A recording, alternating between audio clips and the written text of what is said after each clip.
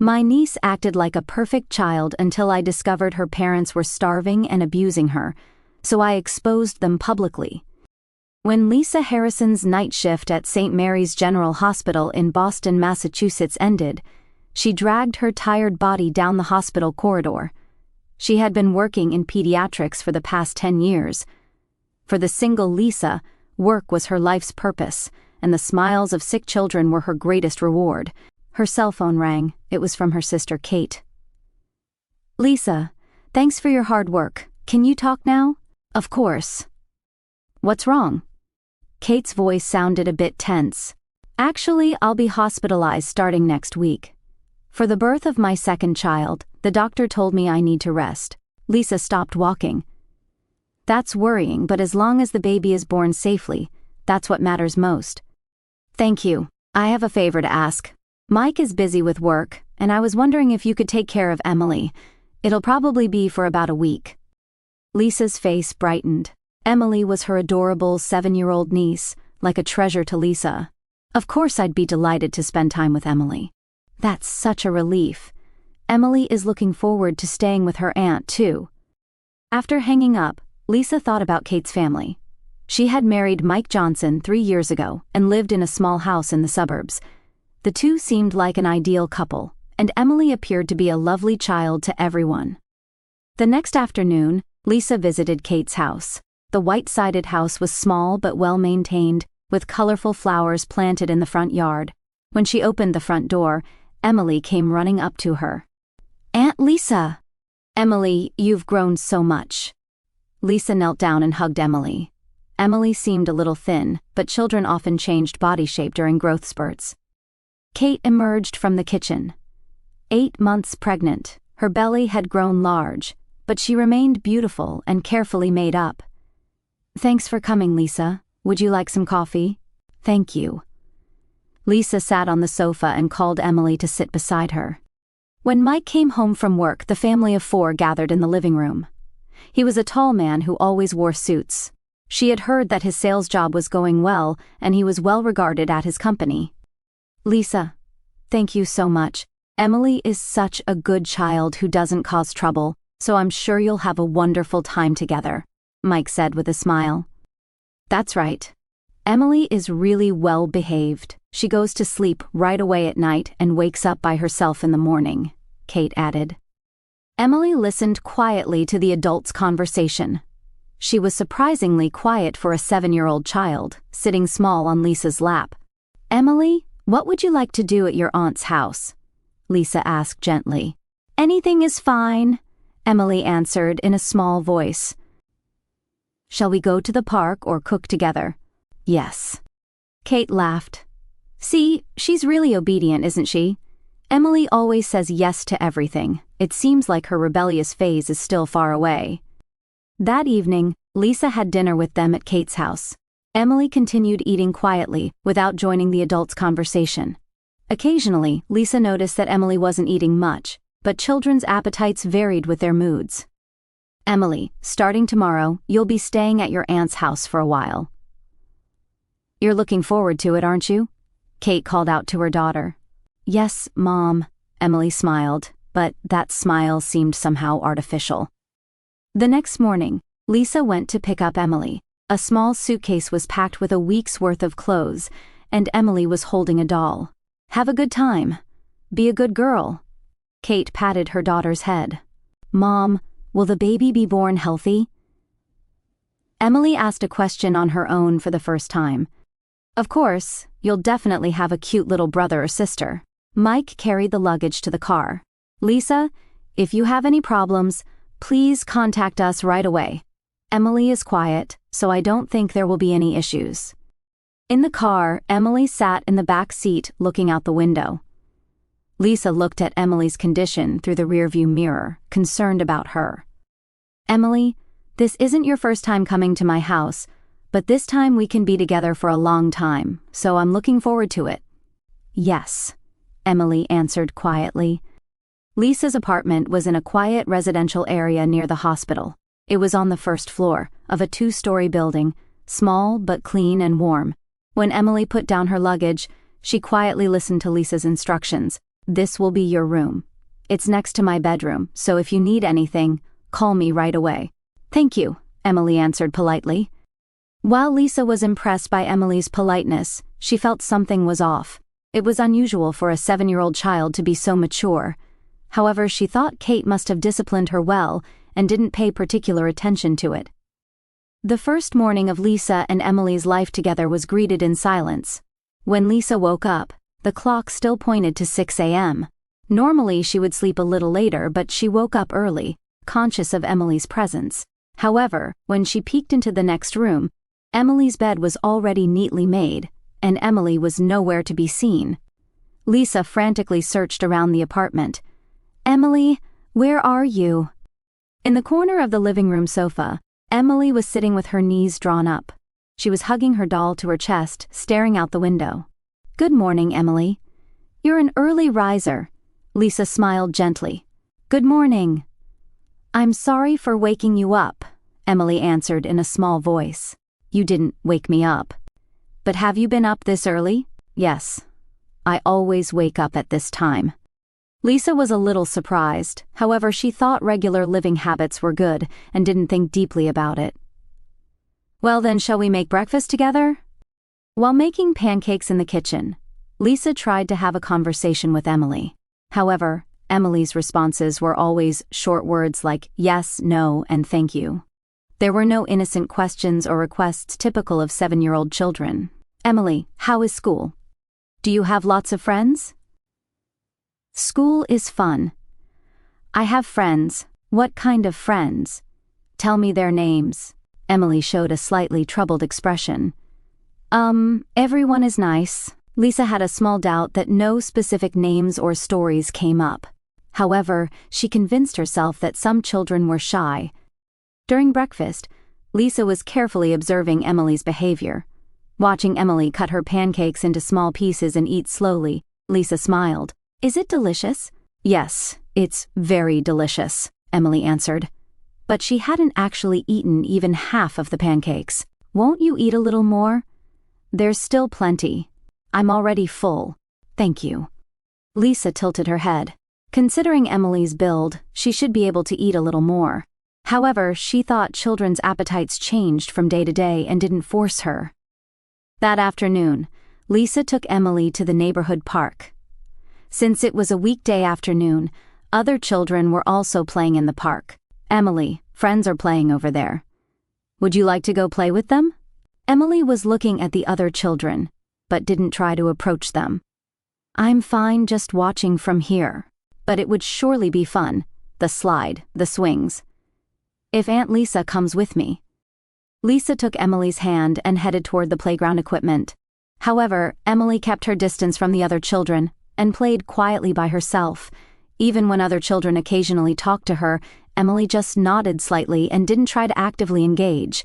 "Is Emily always this quiet?" one of the neighborhood mothers asked Lisa. "She's my sister's child. She might be a little shy, but she's such a well-behaved child. My child is much more mischievous and hard to handle." Lisa gave a wry smile. Emily was certainly an easy child to handle. However, for a 7-year-old child, she seemed too much of a good girl. Even during shopping at the supermarket that evening, Emily's behavior was mature. While Lisa was selecting products, Emily waited quietly beside the cart.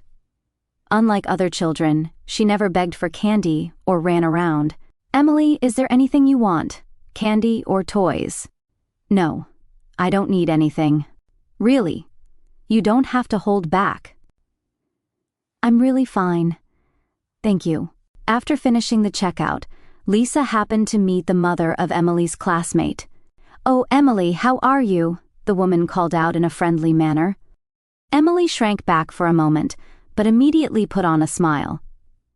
"Hello, Mrs. Jennifer. How's your mom? The baby will be born soon, right?" "Yes, she's fine." "That's good. See you at school again." Emily nodded. But after the woman left, she clearly seemed relieved. "Emily, is Mrs. Jennifer a friend's mother?" "Yes, she's a classmate's mother." "What kind of friend?" "An ordinary child?" Another vague answer. Lisa began to worry a little about Emily's sociability. During dinner that evening, Lisa made chicken nuggets and french fries that Emily would probably like. However, Emily still only tried to eat a small amount. "Emily, won't you eat a little more? You're growing, so you need to eat properly." "I'm sorry, I'm not very hungry. Are you feeling okay? Does anything hurt?" "I'm fine. Sorry for worrying you." Lisa frowned. She felt uncomfortable that Emily apologized so much. Would a 7-year-old child be so considerate of adults? "Emily, you don't need to apologize. Your aunt is just worried about you." "Yes, thank you." Before bedtime, Lisa decided to read Emily a picture book. However, Emily said, "You don't have to read to me, but reading together is fun, isn't it?" "Yes, then please do." Lisa chose a picture book called Goodnight Moon. Emily listened quietly, but she could occasionally be seen yawning. "Are you sleepy?" "A little bit." "Well, then shall we stop here for today?" "Thank you." When Emily got into her bed, she hugged her doll and lay down quietly. Lisa tried to kiss Emily's forehead, but Emily slightly twisted her body. "Good night, Emily." "Good night, Aunt Lisa." Lisa left the room and headed to her bedroom. However, she couldn't fall asleep easily. The more she thought about Emily's behavior, the more she felt something wasn't normal. However, Lisa decided she was worrying too much. Emily was certainly mature, but that was probably because Kate had disciplined her well. There were various types of children in the world. The next morning, Emily was also an early riser. Before Lisa woke up, she was already sitting on the sofa. "Good morning, Emily. What shall we do today?" "Please, decide, Aunt Lisa. I'm asking what you want to do." "Anything is fine." Lisa felt a little irritated. She felt uncomfortable that there were no childlike requests or opinions at all. "Emily, don't you really want to do anything? Watch TV, play games, draw pictures." "I like drawing pictures." "Well, then let's draw pictures together." Lisa prepared drawing paper and crayons. However, all the pictures Emily drew were small and had subdued colors. 4 pictures drawn by a 7-year-old child. They seemed too modest and lacking in creativity. "That's good, but you can draw bigger. Use any colors you like. This is enough." Emily seemed satisfied with her pictures. However, to Lisa, it seemed like Emily was restraining herself. That afternoon, Lisa called her friend, Nancy. Nancy was an elementary school teacher and someone she could consult about children's behavior. "It's about Emily, but there's something that's bothering me." "What kind of thing?" "She's too much of a good girl. For a 7-year-old child, she's too mature." "Isn't that a good thing?" "A child who doesn't cause trouble is ideal for parents. But she has no childlike demands or selfishness at all. She's always apologizing." Nancy thought for a moment before answering. "Lisa, maybe Emily is being strictly disciplined at home, but that's not necessarily a bad thing." "Maybe so. But if you're really worried, why don't you observe her a little more? Children's behavior patterns become clearer over time." After hanging up, Lisa decided to observe Emily's behavior again. On the surface, nothing seemed wrong, but she couldn't shake the feeling that something wasn't normal. That evening, Lisa asked Emily about dinner. "What would you like to eat today?" "Anything is fine. I want to make something you like." "Is there any food you especially like?" Emily thought for a moment before answering. "I like spaghetti." Lisa's face brightened. "Then let's have spaghetti for dinner tomorrow. I'll make a specially delicious sauce." "Thank you." Emily smiled, but there seemed to be some complex emotion hidden behind that smile. On the evening of the 3rd day since Kate's delivery, Lisa was preparing a special dinner in the kitchen. She had decided to put her heart into making the spaghetti that Emily had requested as her only request. Emily's lack of appetite over the past few days had been concerning, but she hoped Emily would eat happily if it was her favorite food. "Emily, dinner will be ready soon. Go wash your hands." "Yes." Emily quietly headed to the washroom. Lisa carefully made tomato sauce and boiled the spaghetti a little shorter to suit Emily's small mouth. She put plenty of cheese on top and scattered parsley for color. It was a beautiful dish that a 7-year-old child would be happy to see. It's ready. Today is Emily's special request. They sat across from each other at the dining table. Lisa watched Emily's reaction with anticipation. However, Emily just stared at the plate and didn't try to move her fork. What's wrong? It looks delicious, doesn't it? Yes, it looks delicious. Emily's voice was small and sounded somehow tense. Don't hold back and eat. I made a lot. Emily carefully wound the spaghetti on her fork and brought a small bite to her mouth. At that moment, Lisa saw Emily's expression change drastically. Emily's face turned pale, and her eyes opened wide. And the next moment, Emily spit the spaghetti from her mouth onto the plate. Emily, are you okay? Lisa frantically stood up from her chair and rushed to Emily's side. Emily was trembling with her small body, and tears were streaming down her cheeks. I'm sorry, Emily cried and apologized repeatedly.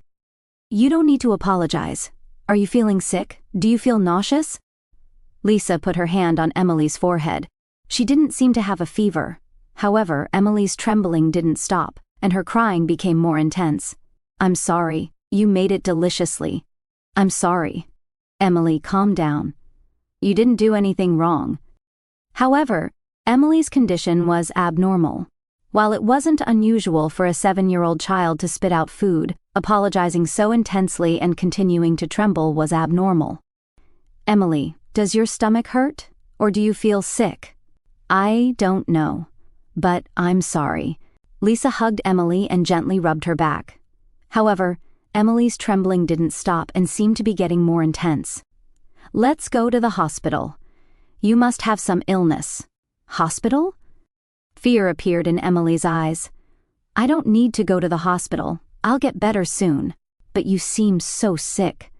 Please don't take me to the hospital. Emily pleaded desperately. Lisa was confused. It was normal for children to dislike hospitals, but Emily's reaction was close to terror. However, she couldn't just leave things as they were. Emily, your aunt is a nurse. I'm worried about your body. Let's have you properly examined. But it's okay. Your aunt will be with you. Lisa quickly got Emily's jacket and took the car keys. Emily resisted, but Lisa continued to gently persuade her. There's nothing scary. We're just going to find out why you felt sick. In the car, Emily sat small in the back seat. Lisa drove while watching Emily's condition through the rearview mirror. Emily was occasionally sobbing quietly. Emily, it's really okay. The doctor is a kind person. Yes. When they arrived at the pediatrics department of St. Mary's General Hospital, Lisa explained the situation at reception. Fortunately, the doctor on duty was her colleague, and they were immediately taken to an examination room. Good evening, Emily. Dr. Wilson greeted with a gentle smile. What's wrong? Emily hid behind Lisa and wouldn't look at the doctor. She spit out spaghetti immediately after taking one bite at dinner, Lisa explained. After that, she trembled violently and kept apologizing. Dr. Wilson frowned. Have there been any other unusual symptoms recently? She doesn't have much appetite and always eats only a little. But until today, she was eating properly. Emily, does your stomach hurt? The doctor asked gently. Emily shook her head slightly. Do you feel sick? She shook her head again. Well, then let's do some tests. Blood tests and x-rays too. Tests. Emily's voice trembled. It won't hurt, so it's okay. Lisa held her hand. During the tests, Emily was abnormally compliant. Where a normal child would cry or refuse, Emily quietly followed the doctor's instructions. However, her expression was filled with fear. While waiting for the blood test results, Lisa sat with Emily in the waiting room. Emily, is there something you're worried about? No, nothing really. You can tell your aunt anything. Emily remained looking down and didn't answer. An hour later, Dr. Wilson appeared with the test results. His expression was serious. Lisa, I need to talk to you. Can Emily wait in the waiting room? Lisa felt anxious as she left Emily with a nurse and entered the doctor's examination room. How were the test results? Dr. Wilson began speaking while looking at the results sheet. Lisa, this is a serious situation. Looking at Emily's blood test results, there are clear signs of malnutrition. Malnutrition? But I heard she eats normally at home. That's not all. Her weight is significantly below normal for her age, and her blood protein levels are abnormally low. This is evidence that she hasn't been getting adequate nutrition for a long period. Lisa was speechless. The X-ray results are also concerning. Her bone density is low, and there may be effects on her growth. But what does that mean? Dr. Wilson looked at Lisa with a serious expression. Lisa, these symptoms are not just from picky eating or constitutional factors. There's a high possibility that Emily has been consistently deprived of adequate food for a long period. That's impossible. Emily's parents are loving parents. They care about Emily. Lisa, since you're a nurse, I think you'll understand. But these test results can't be explained by coincidence or short-term problems. This is the result of chronic malnutrition over months, probably years. In Lisa's mind, Emily's behavior up to now began to take on new meaning: excessive obedience, the habit of constantly apologizing, fear of food. As a doctor, I have an obligation to report this situation to the relevant agencies, Dr. Wilson said quietly. A report to Child Protective Services is necessary. Child Protective Services? But we're not certain yet, are we? It might be some mistake. Lisa, we need to face the facts that Emily's body is telling us. The reason she spit out the spaghetti today might be because her stomach has adapted to a long-term state of starvation. Her body can't respond to sudden normal meals. Lisa gripped the armrest of her chair with trembling hands. All the discomfort she had been feeling was beginning to connect as a terrifying reality. We need to hear directly from Emily.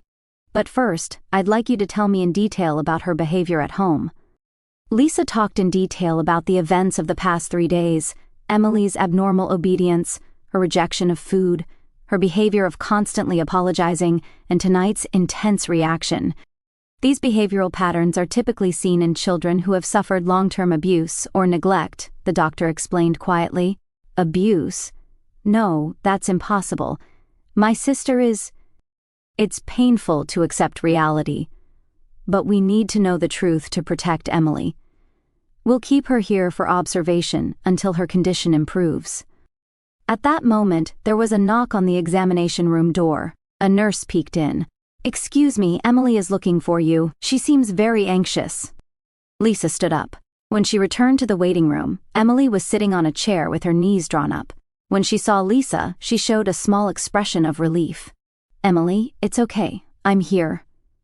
Lisa hugged Emily while the doctor's words echoed in her head. Shall we stay overnight at the hospital tonight? Your aunt will be with you too. Stay overnight at the hospital. Fear appeared in Emily's eyes again. It's okay. We just want to examine your body a little more closely. There's nothing scary. Emily nodded slightly, but her expression held deep anxiety. Lisa hugged Emily while feeling fear about the truth that would likely be revealed and a strong determination to protect Emily. As the night deepened, in the hospital's private room, Lisa continued sitting by Emily's side as she fell asleep. The next morning, Emily woke up in the hospital bed. Lisa had stayed by her side all night. From her experience as a nurse, she was prepared for any sudden changes in the child, but Emily had continued sleeping quietly. Good morning, Emily. How do you feel? Good morning. Emily's voice was calmer than last night, but still seemed anxious. We're in the hospital. That's right. But don't worry, the doctor is examining your body carefully. Dr. Wilson came for morning rounds. His expression was even more serious than last night. Good morning, Emily. Today, I'd like to talk with you a little. Is it okay if Lisa stays with us? Emily nodded slightly. I want to talk about last night's test results. Emily, do you eat meals properly every day at home? Emily suddenly showed a tense expression. Yes, I eat meals. What do you eat for breakfast? Emily looked troubled. Bread. And do you eat bread every day sometimes? Dr. Wilson continued gently. Emily, what do you do when you're hungry? Tears welled up in Emily's eyes. I endure it. Why do you endure it? Papa and Mama. Emily suddenly stopped talking. Lisa's heart pounded violently. Emily, what about Papa and Mama? Emily shook her head. It's nothing. Dr. Wilson continued his questions carefully. Emily, if you say you're hungry, what do Papa and Mama say? Emily's voice was trembling. They get angry. How do they get angry? They say I'm a bad child.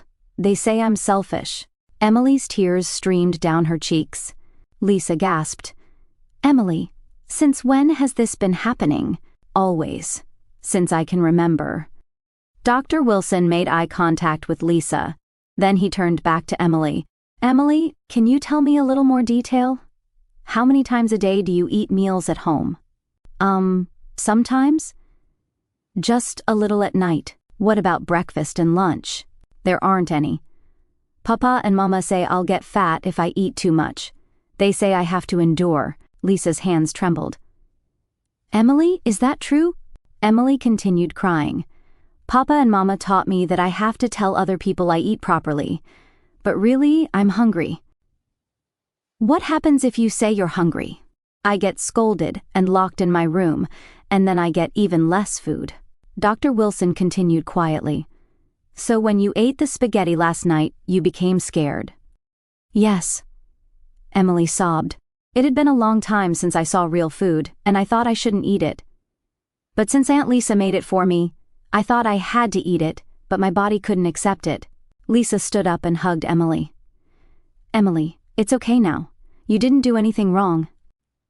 But I'm a bad child. No, you're not a bad child. It's natural to want food. You're a growing child. Emily cried hard against Lisa's chest. Really? I'm not a bad child? You're absolutely not a bad child. You're a very good child. Dr. Wilson spoke up. Emily, were there other painful things?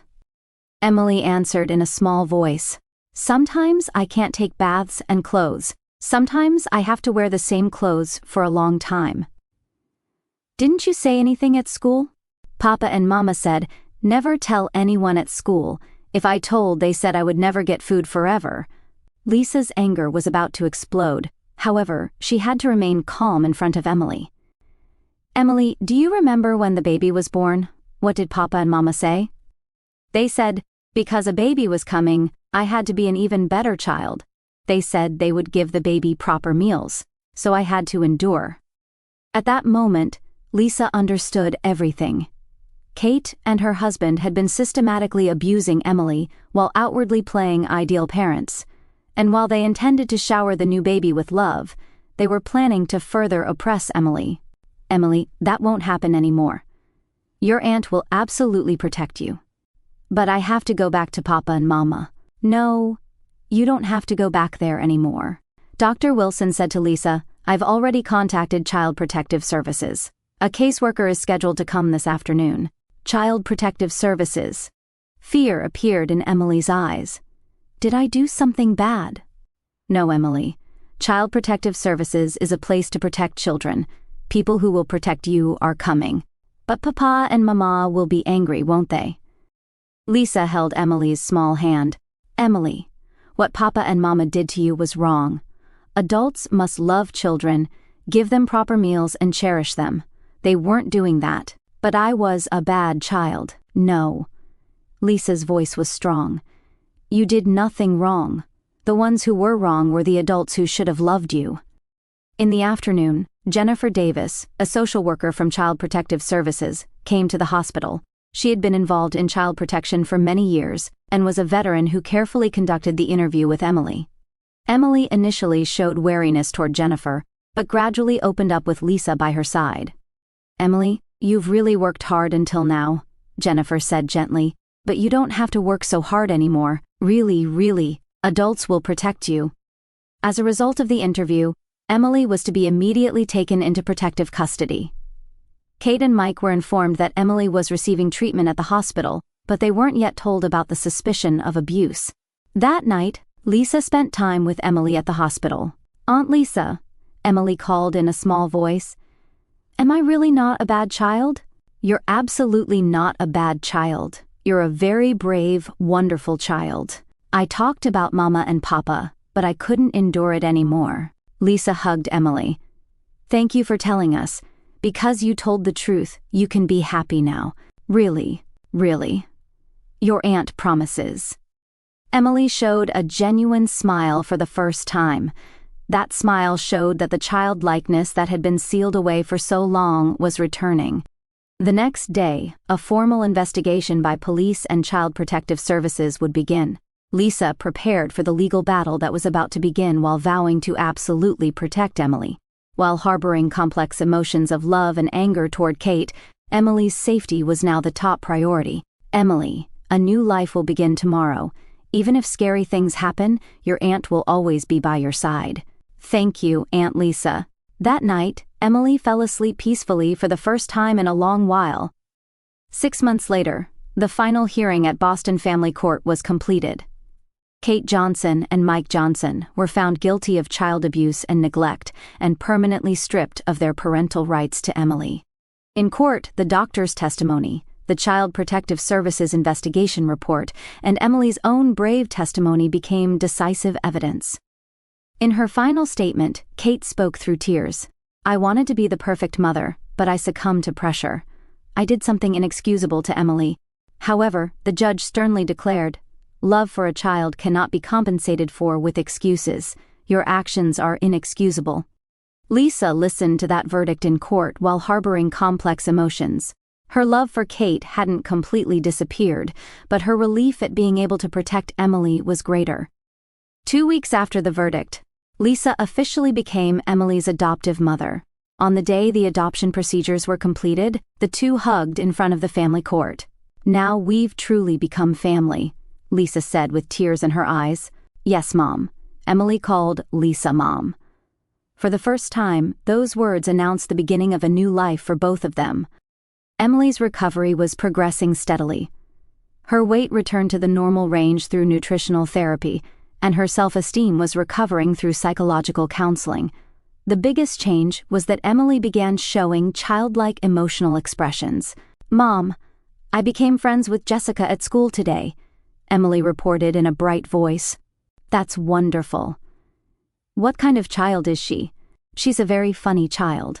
She invited me to go to the library together. Lisa smiled. Emily talking about friends on her own was great progress. One Sunday morning, while making pancakes in the kitchen, Emily asked a question. Mom, why did my previous father and mother do those things to me?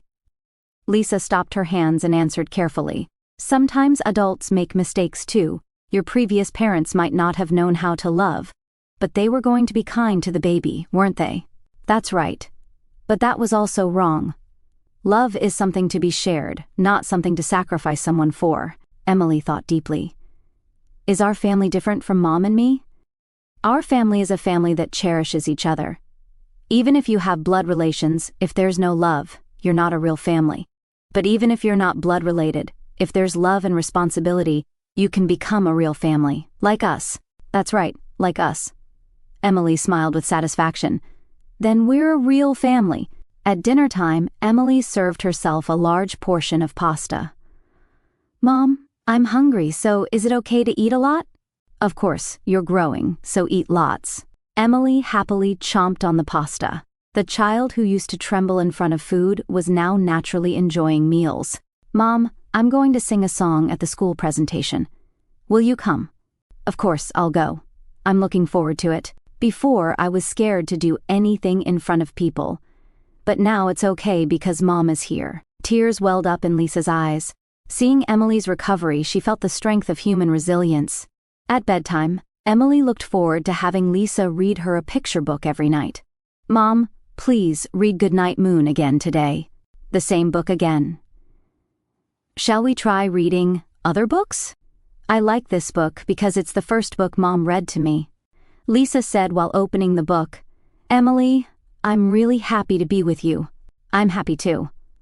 I'm really glad Mom is here. When she finished reading, Lisa kissed Emily's forehead. This time, Emily didn't twist her body. Good night, Emily. Good night, Mom. I love you. I love you too. Before leaving the room, Lisa turned around. Emily was hugging her doll and sleeping peacefully. Returning to the living room, Lisa looked at the night view outside the window and thought.